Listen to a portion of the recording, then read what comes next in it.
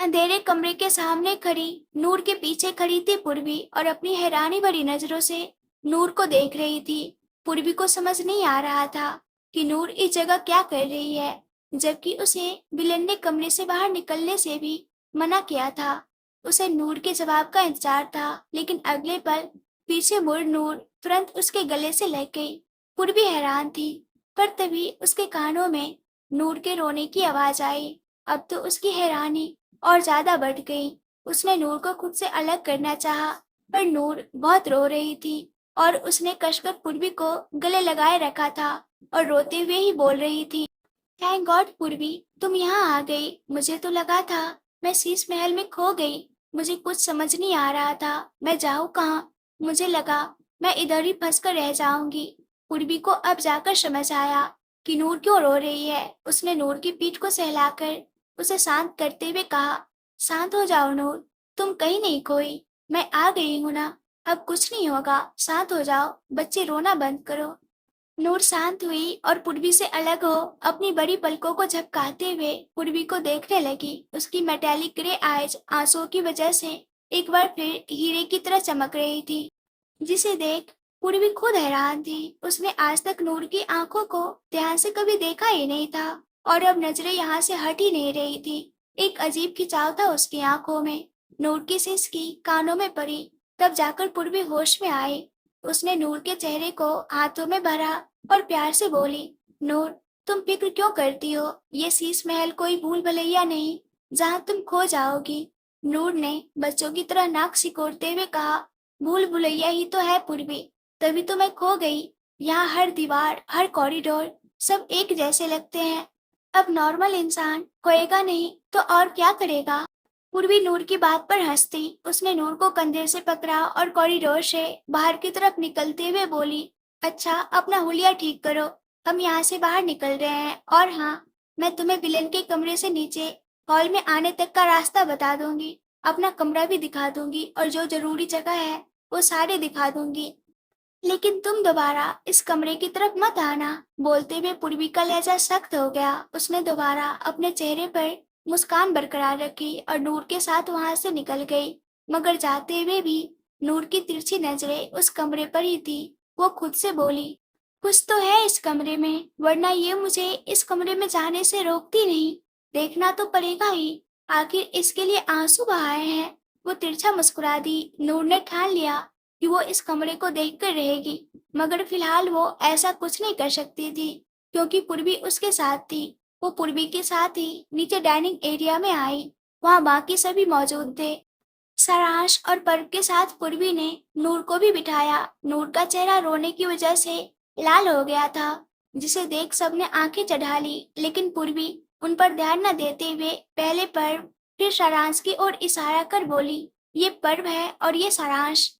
सारांश विलेन का भाई है और पर्व मैं और मेरे हस्बैंड नमृत विलेन के दोस्त। नूर ने नजर उठाकर पूर्वी को देखा तो वो मुस्कुराकर बोली, इस घर में रहने वाली हो, इसलिए इन लोगों से जान पहचान करवा दी। बाकी इन सब से तुम्हें कितनी बातें करनी है, कितना घुलना मिलना है, ये चीज तो तुम्हें विलेन ही बता देगा। विलेन का नाम सुनते ही नूर ने दोबारा नाक सिकोड़ी। वहीं सारांश उसे ऐसे देख हंसकर बोला, ये इसने बंदर की तरह मुंह क्यों लाल कर रखा है? पूर्वी ने तुम्हें भी चाटा लगाया है क्या? पूर्वी ने घूर कर सारांश को देखा तो सारांश हंस दिया। नूर भी उसे बुरी तरह घूर रही थी। पूर्वी ने नूर की पीठ सहलाकर सारांश को देखते हुए कहा, शीश महल में खो गई थी बेचारी। तुम्हारे भाई ने इतना बड़ा महल बनाकर रख दिया है, इस बेचारी को तो रास्ते समझ ही नहीं आए। ये तो अनजाने में अंधेरे कमरे के पास पहुंच गई थी। सारांश को पूर्वी की इस बात पर भी हंसी आ गई, मगर फर्द के चेहरे पर कोई एक्सप्रेशन नहीं थे। तभी पीछे से एक आवाज आई, पर नूर की याददाश्त तो बहुत तेज है। ये अवनी थी, जो पूर्वी के कहने पर ही डाइनिंग एरिया में आई थी। वही नूर ने जैसे ही ये सुना, आंखें बड़ी कर अवनी को घूरने लगी। अवनी भी नूर को देख रही थी, पर उसे समझ नहीं आया कि नूर ने ऐसा कहा क्यों। वही अवनी की बात सुनकर पर्व की भौहें चढ़ गई। वो अचानक से बोल पड़ा, अगर याददाश्त तेज है तो इतनी बार हॉल में आने के बावजूद इसे नहीं पता कि बाहर निकलने का रास्ता कैसे है। और उस कमरे की ओर चली गई जहां सबका जाना मना था। सबकी नजरें पर्व पर आकर टिक गई। नूर ने गुस्से से घूरकर पर्व को देखा, पर पर्व की नजरें पूर्वी पर टिकी थी। पूर्वी तुरंत बात संभालते हुए बोली, स्टॉप इट पर्व, ऐसी कोई बात नहीं है जैसा तुम सोच रहे हो। इसे यहाँ के रूल्स रेगुलेशंस नहीं पता, मैं बता दूंगी इसे। तुम्हें हर दूसरे इंसान पर शक करना जरूरी है क्या? पर तिरछी नजरों से नूर को देखकर तंज कसते हुए बोला, अब हर दूसरा इंसान अगर हमारे काम में टांग अड़ाए या हमारे काम के बारे में ज्यादा तहकीकात करे तो शक तो होगा ही न पूर्वी। पूर्वी ने खींचते हुए कहा, प्लीज स्टॉप इट पर, पहले ब्रेकफास्ट कर ले, उसके बाद बातें करते हैं। पर्व ने नूर को घूरते हुए दोबारा कुछ कहना चाहा कि तभी सारांश के चिल्लाने की आवाज आई। तुम सबने हैरानी से सारांश की ओर देखा। अवनी जिसकी नजरें अब तक नूर, पर्व और पूर्वी पर थी, अचानक उसकी नजर भी सारांश पर शिफ्ट हुई और वो आंखें फाड़े सारांश को देखने लगी। वहीं सारांश को चिल्लाता देख अब नूर चिढ़कर बोली, अब तुम्हें क्या हुआ? गधे की तरह क्यों चिल्ला रहे हो? पूर्वी भी सारांश और अवनी को देख बोली, क्या हुआ सारांश, तुम पहचानते हो क्या इसे? अवनी नूर की बेस्ट फ्रेंड है, विलन लेकर आया है इसे, तुम भी जानते हो क्या? सारांश ने एक नजर पूर्वी को देखा और वापस नजरें अवनी पर शिफ्ट हो गई, जो अब उसे गुस्से से घूर रही थी। सारांश ने तुरंत शरनामे हिलाया और बात पलटते हुए कहा, नहीं, वो तो मेरे मुंह से अचानक निकल गया, मैं तो बस जानना चाह रहा था ये नया नमूना कौन है हमारे घर में। नमूना शब्द सुनते ही अवनी के हाथ उसकी कमर पर चढ़ गए। वो सारांश की ओर बढ़ते हुए गुस्से से बोली, क्या कहा तुमने? नमूना? खुद सड़े हुए बैगन की तरह हो और मुझे नमूना कहा? तुम्हें तो मैं बताती हूँ। पर इससे पहले कि वो सारांश के पास जाती, पूर्वी ने झट से उसे अपनी तरफ खींचा और अपने बगल के चेयर पर बिठाते हुए बोली, प्लीज प्लीज बंद करो ये ड्रामा, हम यहाँ ब्रेकफास्ट करने आए थे और तुम लोगों को झगड़े से पेट भरने का इरादा है।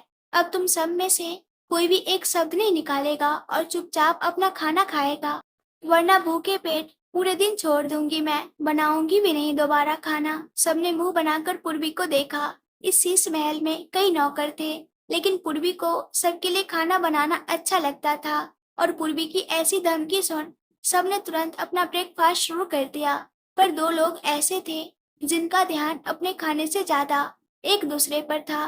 पर्व जो बीच बीच में अपनी तिरछी नजरों से नूर को देख रहा था, वही नूर की नजरें भी बीच बीच में पर्व पर पड़ती। पर्व को जहाँ नूर की बातें और हरकतें खटक रही थी, वही नूर के जहन में भी एक नई परेशानी थी जिसका नाम पर्व था। पर्व की ऐसी बात सुन उसे समझ आ चुका था कि पर्व को अब उस पर शक होना लाजमी है। वो जिस काम के लिए थी उसमें सबसे बचकर रहना तो जरूरी था, लेकिन अब पर्व से ज्यादा सतर्क रहने की जरूरत थी। इधर सूरत के एक सुनसान फैक्ट्री में धड़ाधड़ गोलियां चलने की आवाज आ रही थी। कुछ ही पल में एक अजीब सा सन्नाटा पसरा था उस पूरे इलाके में। बीचों बीच विलेन खड़ा था जिसके चेहरे पर कुछ खून की बूंदें थी, आंखें बिल्कुल सुर्ख लाल और चेहरे पर उभरकर गुस्सा था।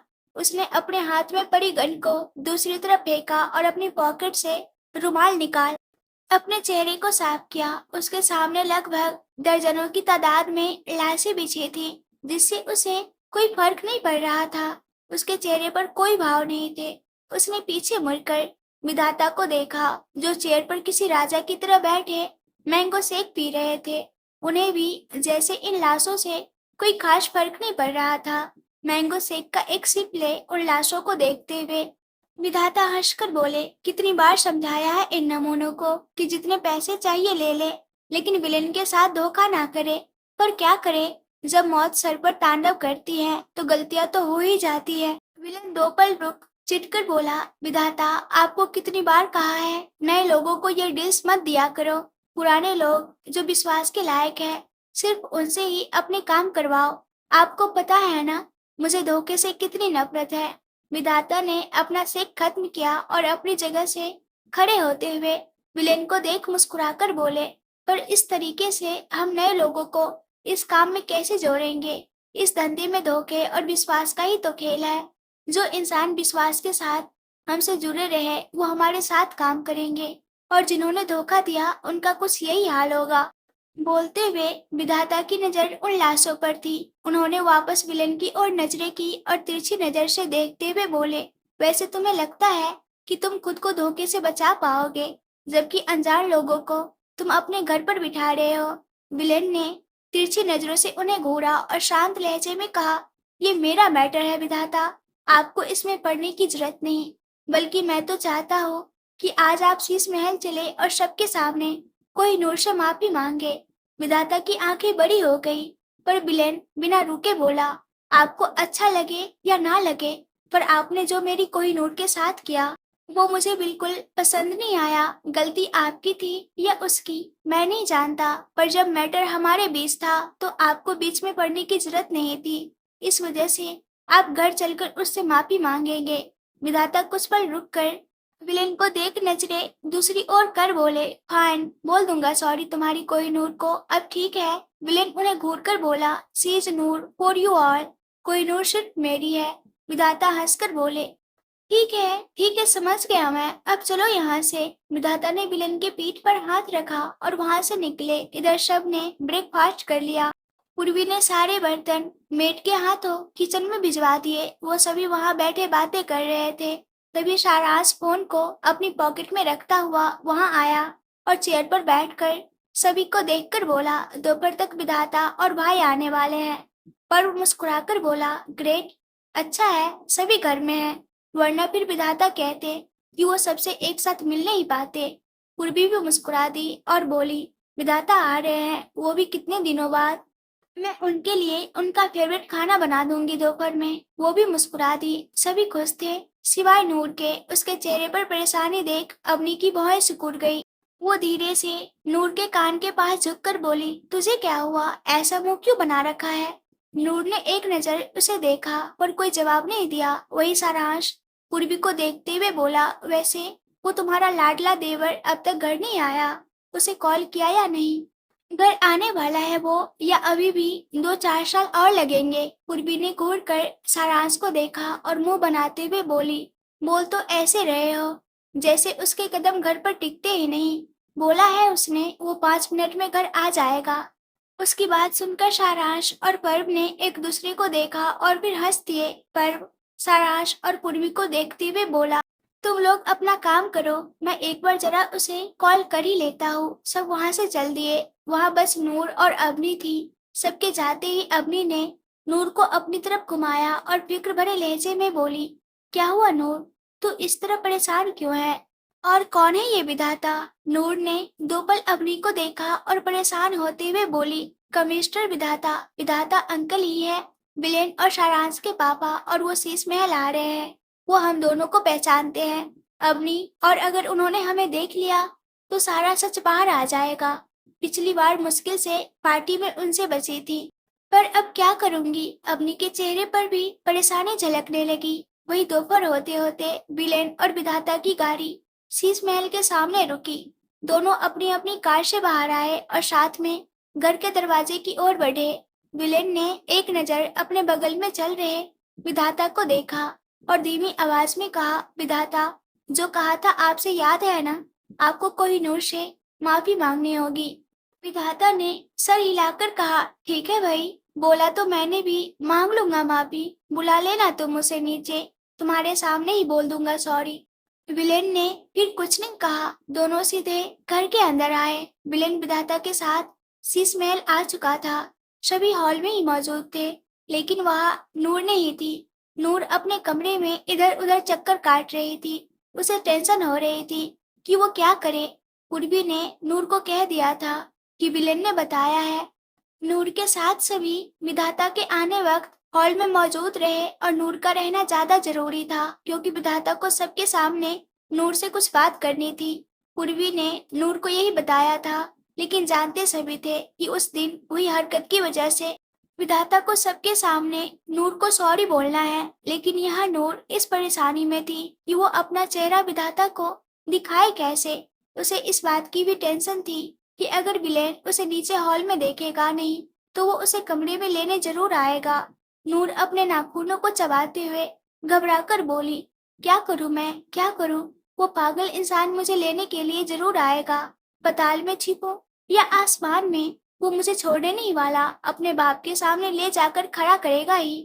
और बहाने मैं बना नहीं सकती। अभी पूरी तरीके से मैंने किसी का विश्वास जीता नहीं, तो शक होना लाजमी है। मगर कुछ तो करना पड़ेगा। सोच नूर, कैसे बचाएगी तू खुद को। इधर विलेन जब हॉल में पहुंचा और नूर उसे नहीं दिखाई दी, तो वो पूर्वी को देखकर बोला, पूर्वी, मैंने कहा था ना, कोई नूर को भी हॉल में बुला लेना, तुमने बुलाया नहीं। पूर्वी उसे देख बोली, मैंने कहा था विलेन, पर वो आई नहीं, और तुम्हारे कमरे में जाने की इजाजत तो है नहीं। विलेन ने सर हिलाया। वो अपने कमरे की ओर बढ़ गया। विधाता भी बाकी लोगों के साथ वहीं सोफे पर बैठ गए। हॉल में अवनी भी मौजूद नहीं थी, क्योंकि विधाता अवनी और नूर दोनों को पहचानते थे, और दोनों में से कोई एक भी उन्हें दिख गई तो उन दोनों का राज सबके सामने आ जाता। विलेन अपने कमरे में पहुंचा और नूर को इस तरह परेशान होता देख फौरन उसके पास गया। उसके चेहरे को हाथ में भर फिक्र भरी आवाज में बोला, क्या हुआ कोहिनूर, तुम इतनी परेशान क्यों हो? कोई बात है क्या? किसी ने तुमसे कुछ कहा क्या कोहिनूर?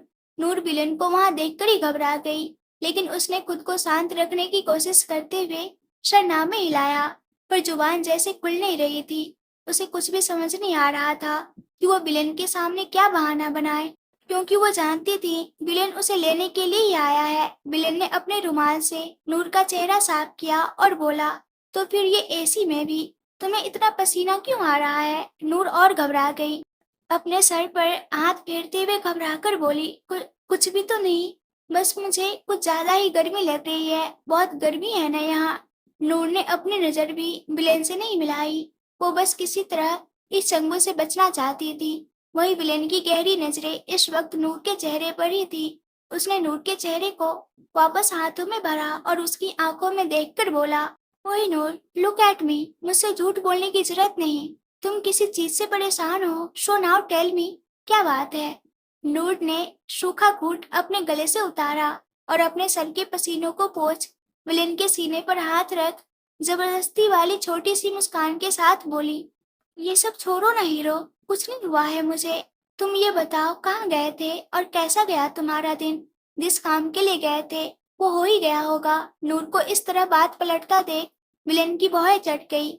उसने नूर को अपने और करीब किया और उसकी आंखों में देखता हुआ बोला, कोहिनूर, बात क्यों पलट रही हो? और तुम्हें बताया था ना पूर्वी ने, विधाता मिलने आ रहे हैं, और वो भी स्पेशली तुम्हारे लिए यहाँ आए हैं। उन्हें बात करनी थी तुमसे, तो फिर तुम नीचे क्यों नहीं आई? नूर की नजरें नीची हो गई। वो बेहद धीमी आवाज में खुद बोली, उनके सामने ही तो नहीं जाना। आवाज काफी धीमी थी, पर विलेन के करीब होने की वजह से उसे सुनाई दे गई। वो नूर का चेहरा ऊपर की ओर उठा, आंखों में देखकर बोला, पर तुम्हें विधाता के सामने क्यों नहीं जाना कोहिनूर?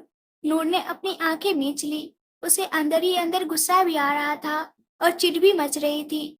उसने बात पलटने की कोशिश भी की, मगर विलेन था कि एक ही बात पर अड़ा था। नूर को कुछ समझ में नहीं आया, तो एक बार फिर से उसने अपने आंसुओं को हथियार बनाकर नम आंखों से विलेन की आंखों में देखा और बोली, तुम्हें सच में नहीं पता, या फिर तुम अनजान बनने की कोशिश कर रहे हो हीरो?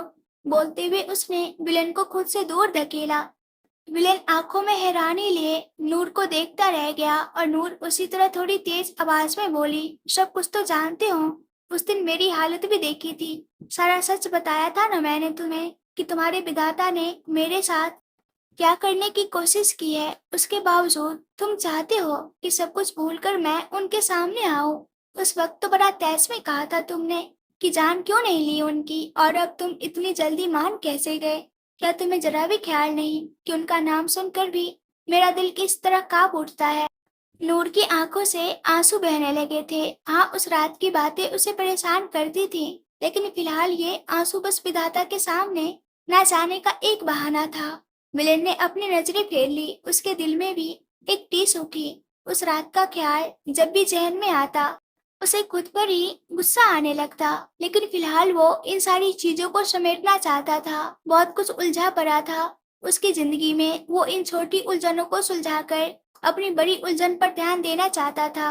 विलेन दोबारा नूर के पास आया और उसके चेहरे से आंसू पोंछ चेहरे को हाथ में भर आंखों में देखते हुए प्यार से बोला, ओए नूर, उस रात क्या हुआ था मैं नहीं जानता, और ना अब जानने की कोशिश करना चाहता हूँ। बिलीव मी, दोबारा तुम्हारे साथ ऐसी कोई हरकत नहीं होगी।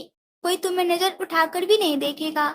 छूना तो दूर की बात है कोहिनूर। नूर एक बार फिर विलेन के सीने पर हाथ रख उसे दूर करने की कोशिश करते हुए सिसक कर बोली, पर उस रात जो हुआ मैं उसे कैसे भूल जाऊं।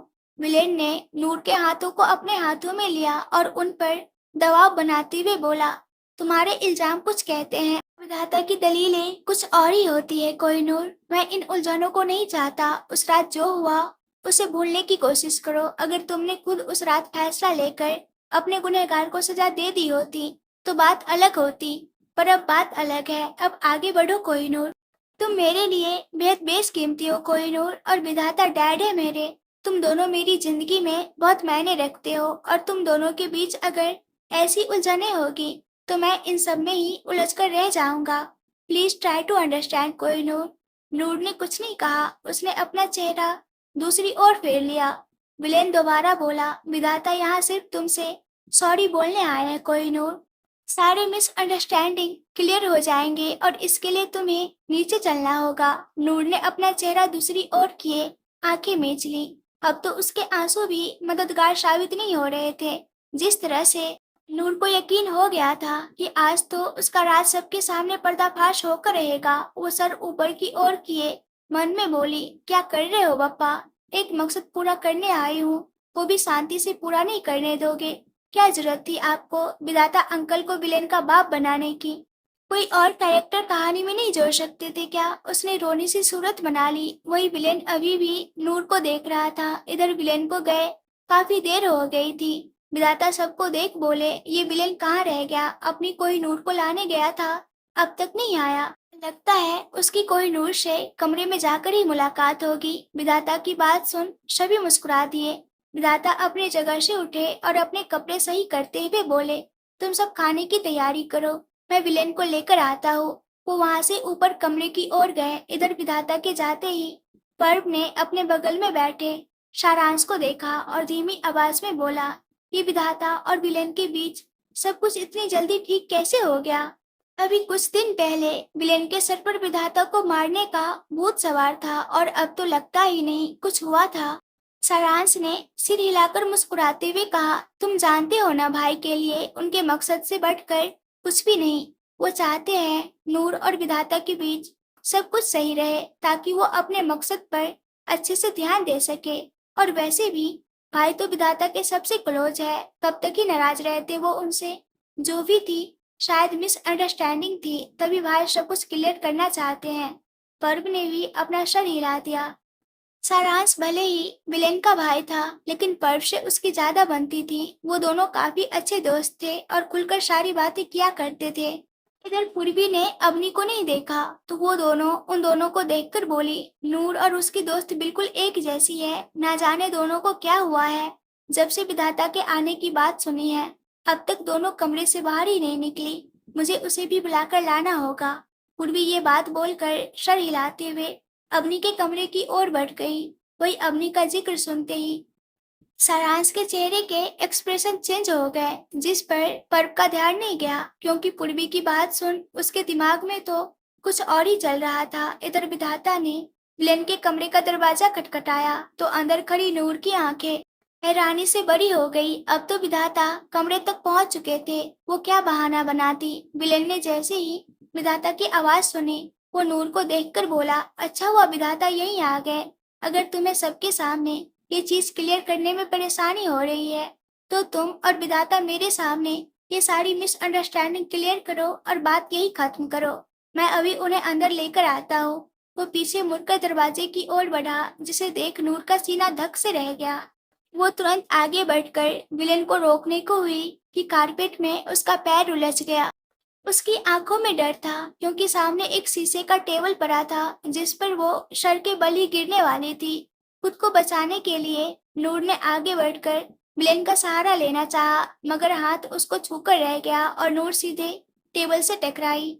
चर की आवाज सुन विलेन तुरंत पीछे मुड़ा तो आंखों में नूर को देख फिक्र और दर्द उभर आया। नूर की ड्रेस कंधे से फट गई थी और शीशे के किनारे से एक कट लग गया था जिससे खून बहकर ड्रेस को भिगो रहा था।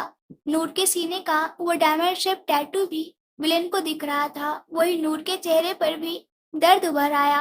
आंखों में अब असल के आंसू थे। उसे दर्द हो रहा था। उसके कपड़े ज्यादा नहीं फटे थे, मगर दर्द ज्यादा था। उसने उठने की कोशिश की तो तुरंत बिलेन ने आकर उसे संभाला। ठीक उसी वक्त विधाता ने कमरे का दरवाजा खोला और अंदर आते हुए बोले, बिलेन, तुमने दरवाजा क्यों नहीं खोला? तुम वो कुछ बोलते हुए रुक गए जब विलेन को अपने पीछे नूर को छुपाते देखा। वही नूर भी हैरान थी। पहले तो विधाता के आने से और फिर विलेन की ये हरकत देख वो मन में बोली, क्या ये सब इतना आसान था? अब तो इस बार ये खुद मुझे विधाता के सामने नहीं जाने देगा और अगली बार का मैं कुछ सोच ही लूंगी। वो दर्द में ही ये सोच मुस्कुराई। वही विलेन आंखें फाड़े विधाता को देख रहा था। उसकी कोहिनूर की ड्रेस फटी थी, जख्मी थी वो। तो विलेन ऐसे कैसे उसे विधाता के सामने जाने देता, जबकि नॉर्मली भी उसे किसी की नजर अपनी कोहिनूर पर देखनी अच्छी नहीं लगती।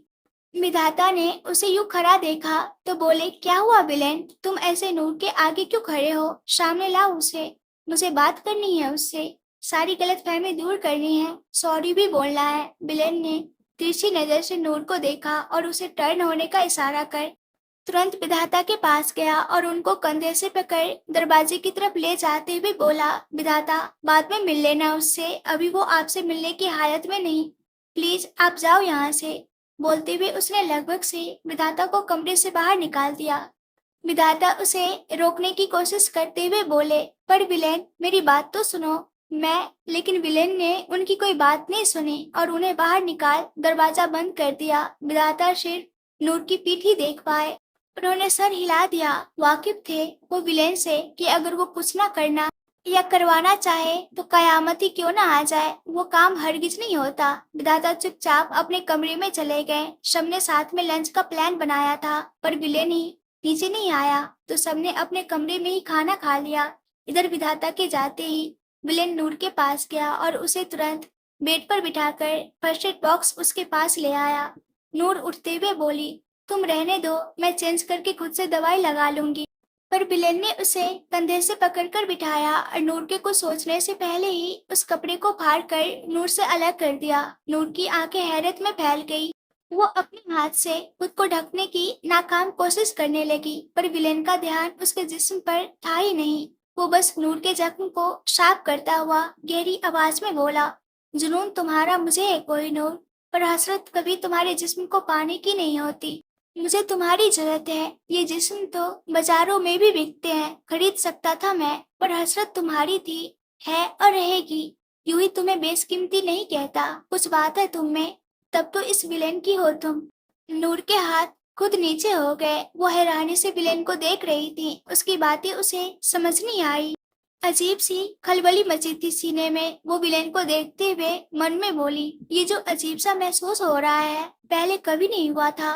कभी किसी की बातें सुनकर यूं धड़कनों ने शोर नहीं मचाया था, न सांसों ने कभी किसी की करीबी से थम जाने का फैसला लिया। कभी पति बाबू के साथ तो ऐसा नहीं लगा।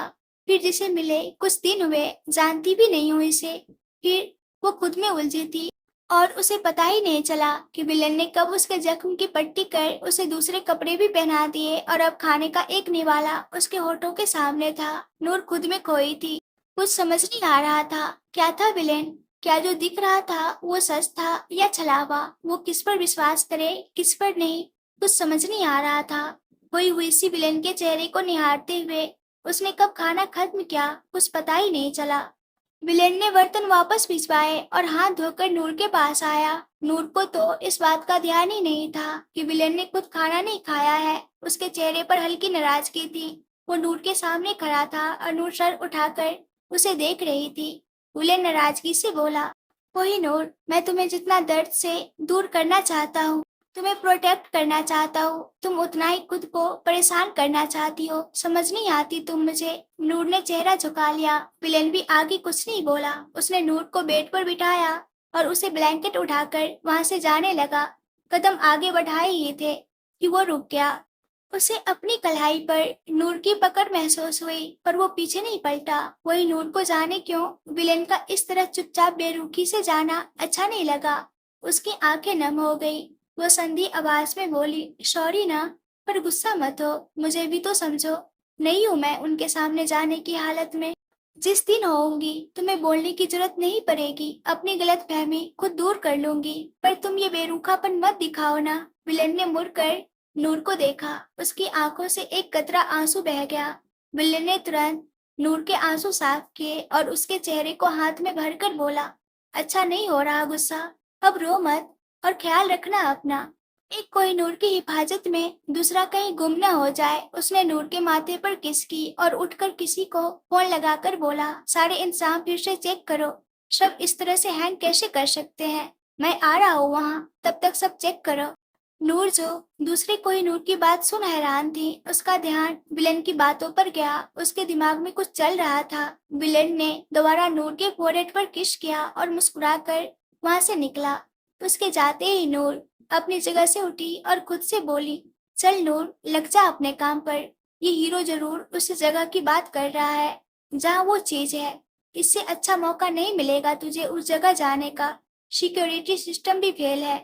जाना तो होगा ही। उसने तुरंत अपना फोन उठाया और किसी को मैसेज कर तुरंत विलेन के पीछे चल दी। नूर विलेन के पीछे ही कमरे से बाहर निकली, लेकिन दरवाजे पर ही वो किसी हार्ड सरफेस से टकराई। नूर ने गुस्से में आंखें मीची और गुस्से में बुदबुदाई, हीरो ने शीश महल बनाया है, एसिड तोड़ महल। जब देखो तब मुझे चोट लगती रहती है।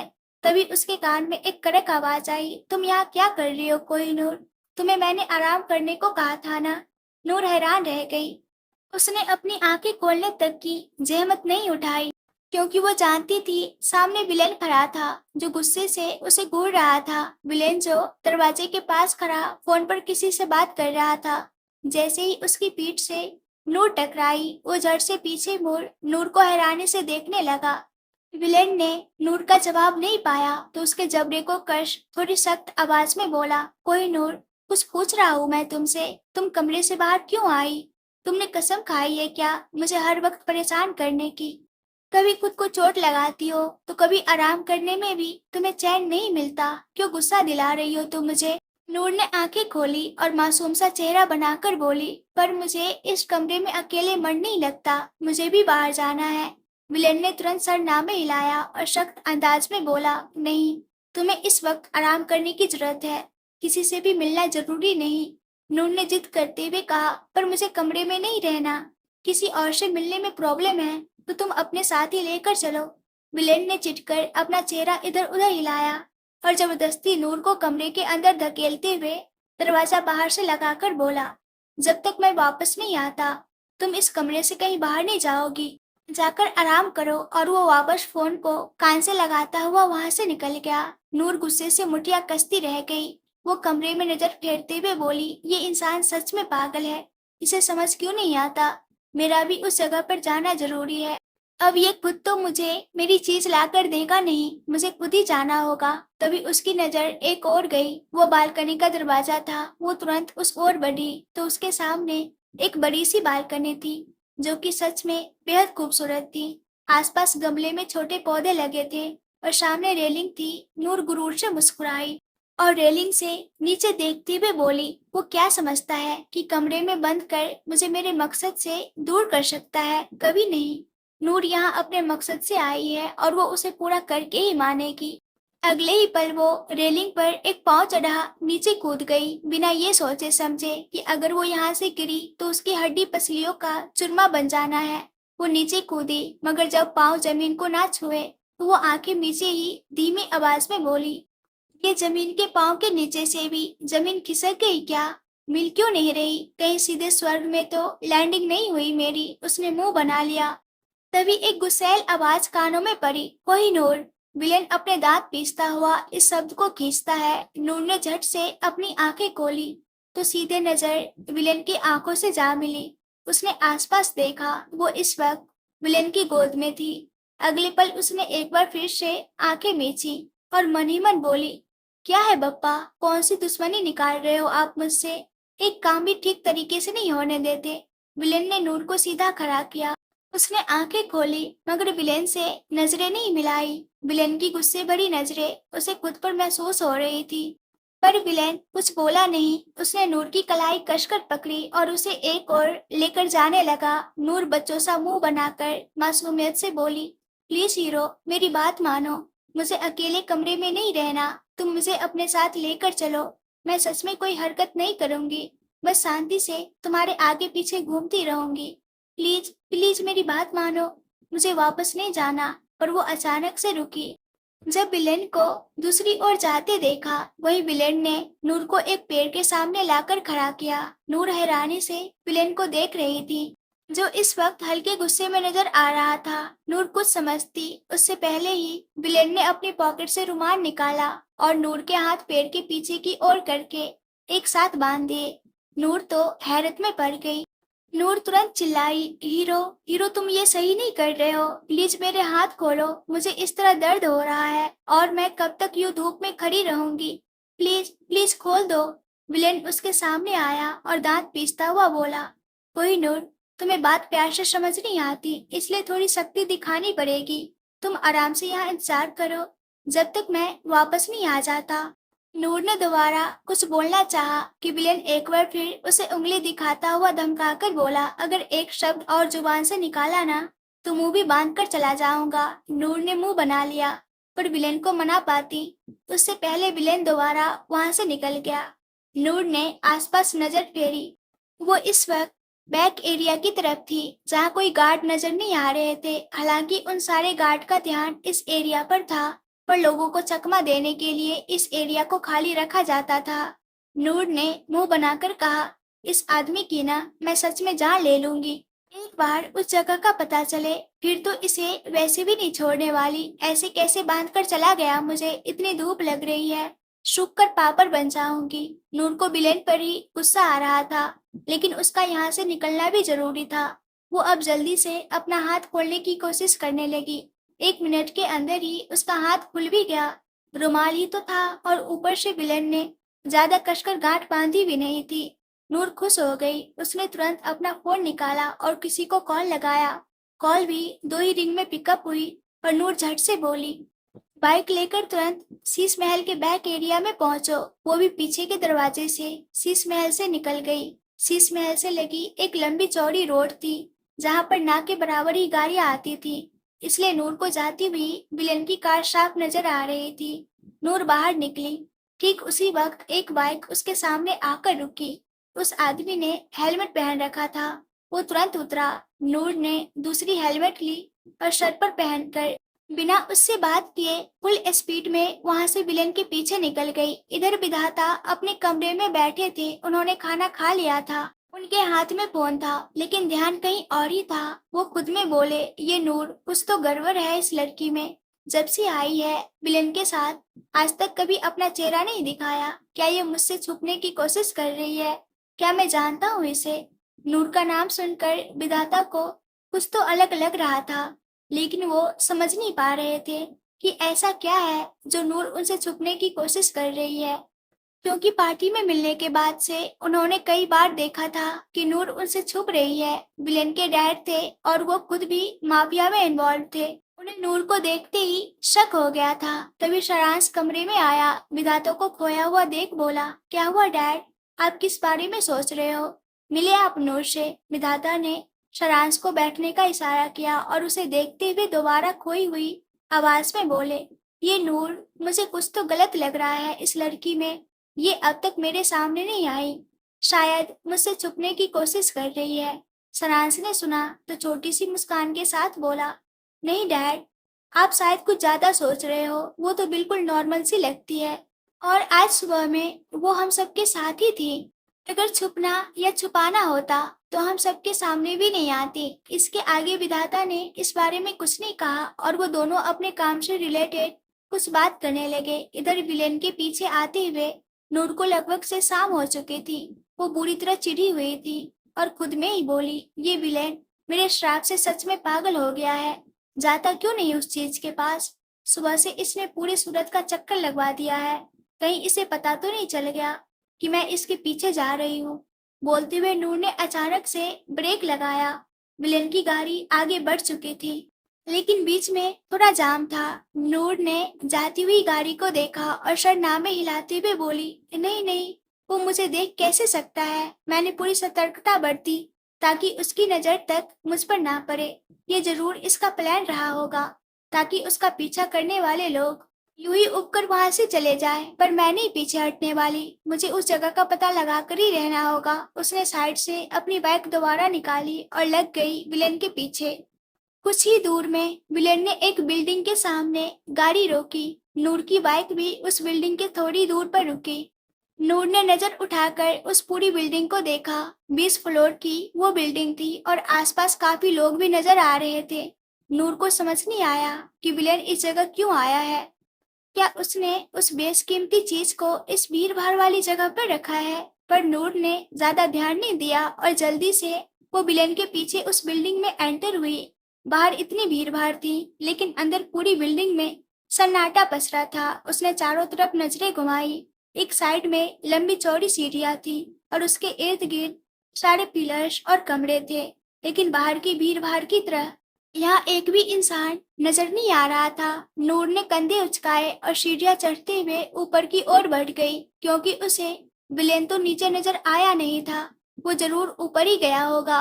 वो 2 फ्लोर ऊपर गई थी कि अचानक से सारी लाइट्स बंद हो गई और एकदम अंधेरा छा गया। नूर की धड़कनें एक पल को रुक गई। एक तो वो पहले से ही काफी नर्वस लग रही थी, पूरी कोशिश कर रही थी कि विलेन की नजर उस पर ना पड़े, और अचानक से लाइट कटता देख वो डर भी गई थी। उसने तुरंत फ्लैश लाइट ऑन किया और चारों तरफ देखा, लेकिन कोई भी नजर नहीं आ रहा था। नूर कुछ समझ पाती उससे पहले ही उसे कई कदमों के एक साथ सीढ़ियां चढ़ने की आवाज आई। नूर की सांसें तक थम गई थी। उसने फ्लैश लाइट को सीढ़ियों की तरफ मोड़ा तो हल्की रोशनी में उसे कई लोग अपनी तरफ आते दिखे। ये सारे वही सिविल ड्रेस लोग थे जिन्हें नूर ने बिल्डिंग के बाहर देखा था।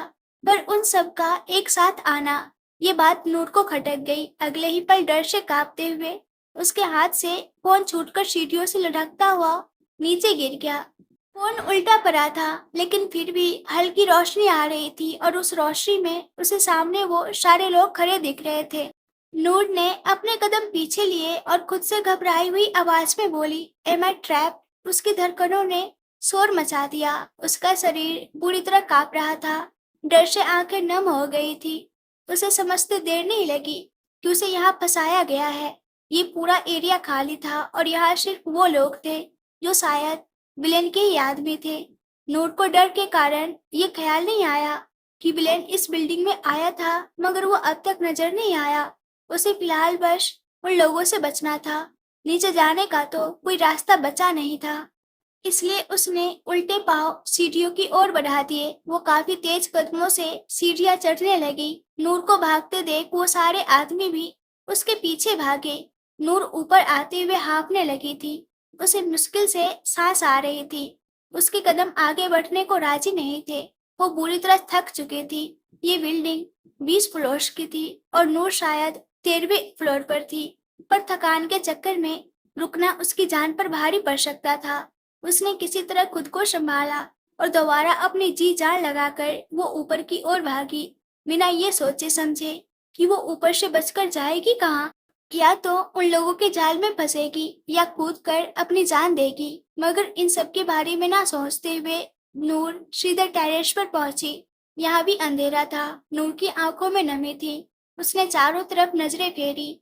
ये आसपास का इलाका शांत था, लेकिन यहाँ से जगमगाता हुआ सूरत शहर उसे साफ दिख रहा था। वो रूंधी हुई आवाज में खुद से बोली, और अब क्या करेगी तू? उस विलेन के जाल में पहले ही फंस चुकी है। ये तक मालूम नहीं कि वो तेरे बारे में जानता है या नहीं। वो 2 पल रुक शरनामे हिलाते हुए खुद को विश्वास देकर बोली, नहीं, वो मेरे बारे में नहीं जान सकता। बहुत बड़ी परेशानी हो जाएगी अगर उसे मेरा सच पता चला तो। हो सके ये उसके सिक्योरिटी सिस्टम का कोई हिस्सा हो, मगर जो भी हो, मुझे यहाँ से बचकर निकलना ही होगा। पर अब मैं यहाँ से जाऊंगी कहाँ? फोन भी नीचे गिर गया। किसी से मदद भी नहीं मांग सकती। उसे अब खुद पर ही गुस्सा आ रहा था। वो इन सब चीजों पर बिना ध्यान दिए अंदर कैसे चली आई? कोई रास्ता था नहीं। उसने ना चाहते हुए भी कदम आगे की ओर बढ़ाए और टेरेस के रेलिंग से जाकर नीचे देखा। ये बिल्डिंग काफी ऊंची थी। अगर वो यहाँ से नीचे कूदती भी तो अपनी जान बचा नहीं पाती। वो अपनी हीरे सी चमकती आंखों से नीचे की तरफ देख रही थी। अचानक कानों में एक बेहद डरावनी विशल की आवाज आई। उसके साथ कोई और भी टेरेस पर था, पर अंधेरे में उसे कोई दिख नहीं रहा था। नूर ने भागने की कोशिश की, तभी एक गहरी आवाज कानों में पड़ी, वरना गो समवेयर कोहिनूर। नूर ने रेलिंग की तरफ से कदम आगे बढ़ाए थे कि कदम वही जम गए। पूरा शरीर डर से कांपने लगा। वो पसीने से लथपथ हो चुकी थी। धड़कनों का शोर और तेज हो गया। उसे अपनी गर्दन पर विलेन की गर्म सांस महसूस हो रही थी। विलेन का हाथ भी उसकी कमर पर आकर कस गया। नूर के ठीक पीछे खड़ा विलेन उसके कान पर झुककर मीठी सी आवाज में बोला, क्या हुआ कोहिनूर? इतना डर क्यों रही हो? उसकी आवाज जितनी मीठी थी उतनी ही डरावनी। नूर कुछ बोल ही नहीं पाई। विलेन ने नूर को अपने सामने खड़ा किया और अंधेरे में ही उसके चेहरे को हाथ में भरकर प्यार से बोला, कोहिनूर, तुम्हारा डरना बिल्कुल सही नहीं। डरते वो लोग हैं जो गलतियों से गलतियां कर जाते हैं, पर तुम तो हमेशा गलतियां सोच समझकर अपनी मर्जी से करती हो ना कोहिनूर। ये डरने की क्या बात है? नूर की डर से हालत खराब हो गई थी। वो विलन की पकड़ से छूटने की कोशिश करते हुए हकलाकर बोली, हीरो, मेरी मेरी बात सुनो। तुम गलत सोच रहे हो। ऐसा कुछ नहीं है। प्लीज पहले शांति से मेरी बात सुनो। लेकिन अगले ही पल विलन ने उसे खुद से दूर धकेला और गुस्से से चिल्लाया, तुमने कुछ सुनने सुनाए लायक छोरा कहाँ है कोहिनूर? मना किया था तुम्हें शीश महल से बाहर निकलने को। तुम बात समझती क्यों नहीं? वो नूर की ओर कदम बढ़ाते हुए सख्त आवाज में बोला, तुमसे प्यार भरी बातें कर रहा हूँ, प्यार से पेश आ रहा हूँ, प्यार भरे पल बिता रहा हूँ, तो तुमने मुझे पागल ही समझ लिया। विलेन की आंखें गुस्से से लाल हो गई थी। अचानक से वहां लाइट आ गई। वो सारे लोग जो अब तक नूर के पीछे पड़े थे, वो भी दरवाजे पर आकर रुके। लेकिन जैसे ही नूर के सामने विलेन को खड़ा देखा, उन्होंने अपनी नजरें झुका ली और एक पल में सभी वहां से गायब हो गए। टेरेस पर एक बार फिर विलेन और नूर अकेले थे। विलेन को अपनी ओर बढ़ता देख नूर ने अपने कदम पीछे लेने शुरू कर दिए। विलेन को इस तरह गुस्से में देख वो और ज्यादा डर रही थी। वही नूर को यूं चुपचाप देख विलेन का गुस्सा और ज्यादा बढ़ रहा था। नूर पीछे रेलिंग से टकराकर अचानक से रुकी। विलेन उसके सामने आकर रुका और अगले पल रेलिंग पर जोर से हाथ मारता हुआ चिल्लाया, बोलो कोहिनूर, क्यों आई हो तुम यहाँ मेरे मना करने के बावजूद? क्यों कर रही थी तुम मेरा पीछा? तुमने वादा किया था कि तुम अपने मकसद को भूल जाओगी, लेकिन तुम नहीं भूली, है ना? तुम्हारे लिए हर चीज से बढ़कर मकसद है, जबकि तुमने मुझसे वादा किया था। तुमने मुझे धोखा दिया है कोहिनूर। नूर की आंखों से आंसू बहने लगे। विलेन के उस गुस्से से उसे बहुत डर लग रहा था, लेकिन दिल में ना जाने क्यों एक बात घूम रही थी कि विलेन के गुस्से को सिर्फ वही शांत कर सकती है। वो अगले पल विलेन के सीने से लग गई और उसकी पीठ को सहलाते हुए सिसक कर बोली, हीरो प्लीज अपने गुस्से को शांत करो। प्लीज शांत होने की कोशिश करो और शांति से मेरी बात सुनो। तुम जैसा समझ रहे हो वैसा कुछ नहीं है।